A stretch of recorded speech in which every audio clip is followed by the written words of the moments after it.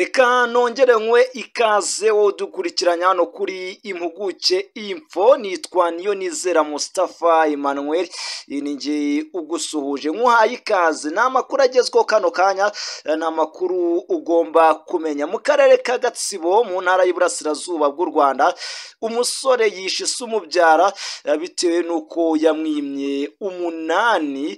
Niyo nkuru tugiye kugarukaho mu buryo burambuye, dore ko ni inkuru ndimo mbakurikiranira kugira ngo mbazane detaye zose. Ese byagenze bite ahangaha kugira ngo uyu musore yivugane umubyeyi we umubyara? Niyo nkuru tugiye kugarukaho. Niyonizera Mustafa Emmanuel mu gihe nkunza Pacifique yakomeza kudufasha kugira ngo mudukurikirane gatanu kuri gatanu.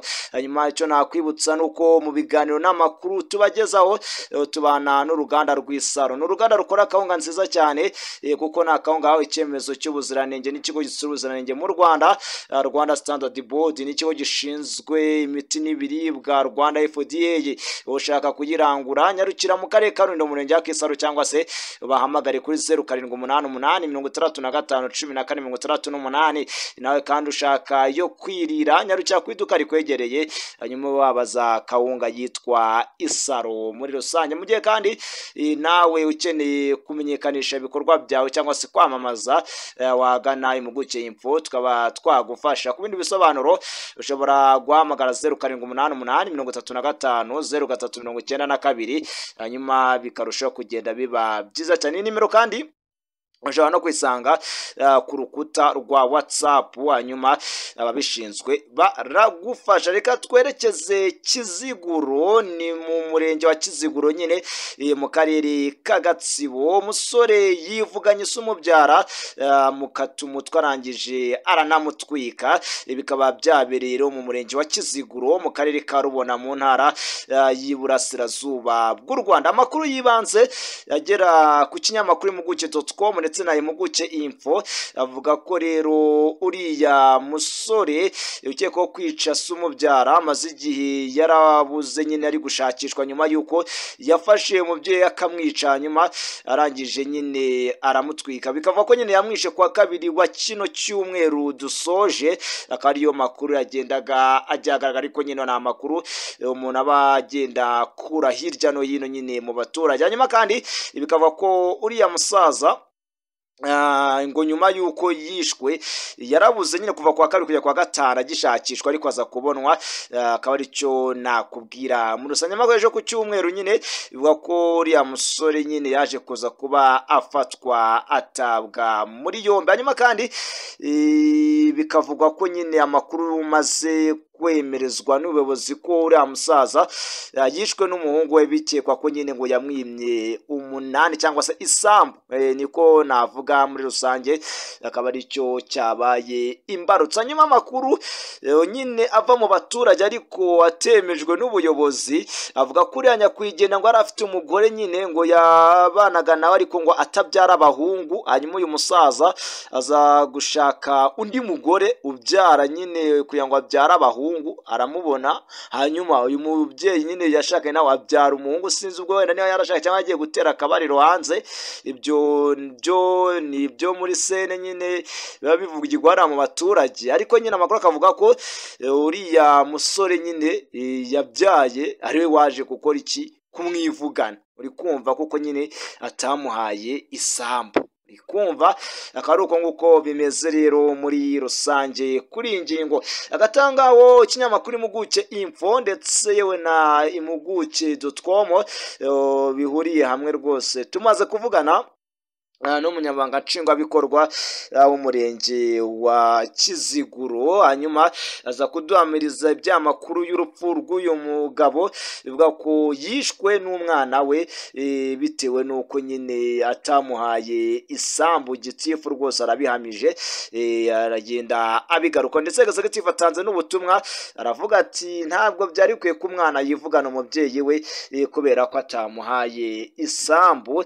Aravuga ati rwose ibyo ntabwo byakabikwiye kuko ntabwo ari itegeko ko umubyeyi atanga isambu nyine ku gahato k'umwana. Reka twumve executive w'umurenge wa Kiziguro ubwo twavuganaga none ahangaha aya makuru akimara kujya hanze aje kuba abitwemera gato aho ngaho. Mukomeze kugira ibihe byiza kandi subscribe kuri YouTube niba ari bwikigeraho kugira ngo tujye tubana buri munsi imigano n'amakuru tukugezaho. Executive w'umurenge wa Kiziguro ubwo twavuganaga duhamiriza iby'iyi nkuru. Icyo tuyavugaho ni uko bibabaje kandi bidakwiye muri iki gihe tugezemo. Ntabwo bikwiye rwose abagizi wa nabi imitekerereze n'imyumvire y'uriya mwana wishe umubyeyi we ntabwo bikwiye n'ibyo kwamaganwa, kandi n'isomo rikwiye kuba ku bandi bakiri bato bose. Umva yamuzizaga yuko ngo akeneye 8 nawe umuhe, kandi urabizi neza yuko n'itegeko risobanutse ko nta mwana ugomba guhatira umubyeyi kumuha 8. Ibyo rero ntabwo bikwiye n'ibyo kwamagana, kandi turabyamagana nk'ubuyobozi. Twakoresheje n'inama abaturage nabo twongera kubibibutsa no gukomeza, ariko n'umuryango wabuze uwabo. Executive, umuntu ashobora kwibaza umwana yishe ise umubyara kubera ko wenda yamwimye 8, ariko se wenda mu rugo rwabo nta makimbirane bari bafitanye n'ubundi kugira ngo abe ariyo yabaye imbarutso n'aba ari imbarutso y'8 gusa? Uwo umwana yasabaga umubyeyi w'8, umubyeyi we akamubwira yuko igihe kitari cyagera azawumuha, ariko umwana ntabyihanganire. Niko gukora icyo kibi. Nta kindi gihari cy'amakimbirane adasanzwe. Inkomoko ni ibyo ngibyo. Ibivugwa ko uyu se umubyara witabye Imana n'ubundi yari yagiye gushakana n'undi mugore bitewe n'uko ngo umugore wa mbere yari afite atabyaraga abahungu. Ese koko byaba ari ibyo cyangwa wenda ni ibihuha? Ni ibihuha, ntabwo ari byo. Hanyuma wenda amakuru nk'ubuyobozi bw'umurenge wenda mufite, uyu musore ubu ngubu ari hehe? Ese nyakwigendera we yaba yashyinguwe? Umusore yafashwe n'inzego zibishinzwe z'umutekano, hanyuma gushyingura muri morgue. Gushyingura bizaba n'iki cyumweru. Umuryango numara kwemeza igihe cyo gushyingura, baracyabirimo, bari mu myiteguro yo gushyingura.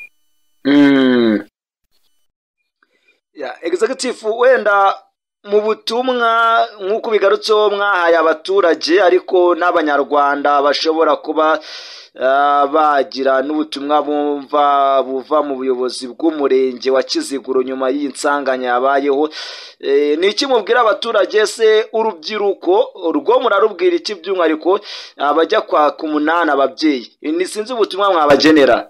Urakoze.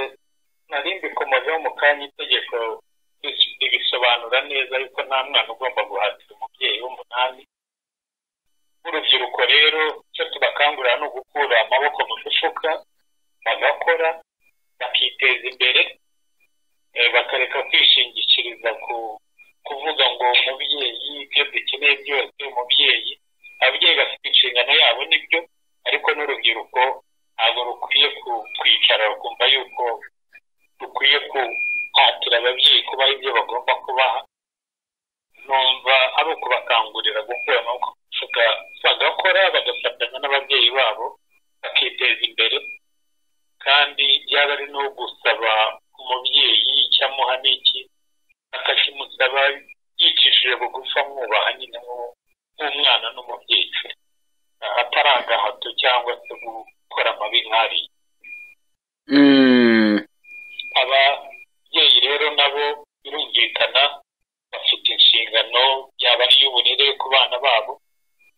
Mu by'ukuri umubyeyi nawe afite inshingano gutunga uwo yabyaye, kumubeshaho ndetse no kumutoza bityo ni inshingano y'ababyeyi bafite bagomba gukomeza kujya bubahiriza kandi bakumva yuko nta wundi ireba ari bo ba mbere. Ari icyo nabwira ababyeyi, ariko n'icyo ngicyo nari mvuze n'urubyiruko rwacu, abakiri bato nabo bakumva yuko bagomba gukora, bagomba gukura amaboko mu mifuka bagakora bakiteza imbere. Exotif, wenda dusoza, uyu musore yari afite nk'imyaka ingahe wenda niba imyirondoro ye mwabashije kuyibona? Yari afite imyaka 21. Ya Exotif, turabashimiye ku mwanya muduhaye.